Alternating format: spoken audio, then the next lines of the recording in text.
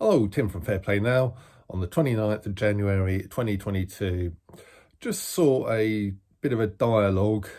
I won't really go into who said it now, it doesn't really matter, but the essence of what they were saying is that England is pretty much the envy of the world, or certainly very large portions of it.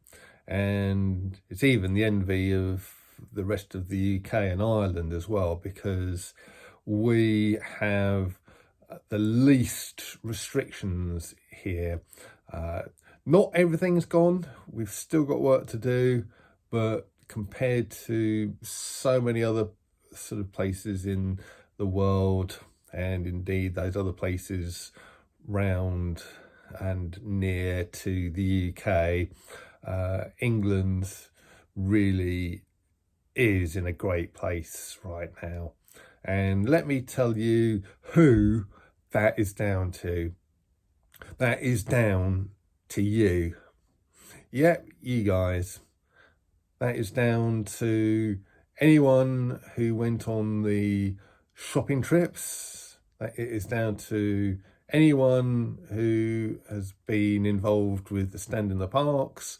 That is down to anyone who has been speaking out against the whole narrative.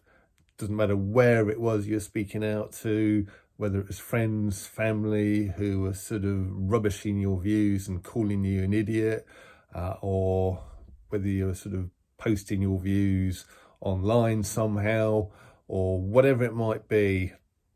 But it is down to you and kind of doing things to perhaps wake up people around you, and between everybody creating so much pushback that the government here in England had no choice but to kind of ease all the measures, and hopefully we'll be shortly going back on what remaining ones there are.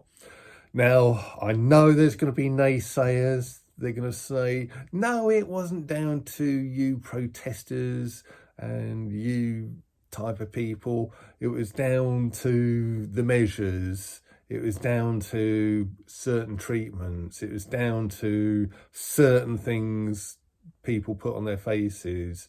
Well, let me just remind you that even before the restrictions here in England were eased, we still had perhaps the most mild restrictions out of everywhere else, certainly out of Scotland, Wales, Northern Ireland and Republic of Ireland, and of course many other places. And yet we still had less things that rhyme with faces than many of those other places. So the measures do not correlate with where we are right now. And when you take that out of the equation, which I think you can clearly do, what you are left with, why we are in the great position we are now, is because we have been pushing back, and we've been pushing back hard all the way back to 2020, when those first demonstrations happened in Trafalgar Square, right back to early, middle and the rest of 2021, when those huge, massive protests happened in London and elsewhere up and down the country. We have had now many, many, many months of this kind of pushback, and that is what has created this situation that we find ourselves in. So be under no illusion, it is down to you that we are in this favourable position. It's certainly not down to the government. If they'd had their way, we would be far from where we are right now.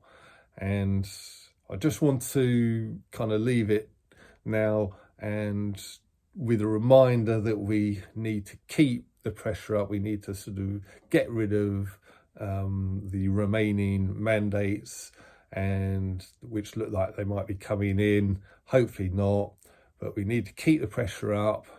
And if you're outside this country, you know, I'd sort of say that, you know, pushback is what's required. And I know certainly with this Canadian thing, yeah, they're certainly getting the idea there now.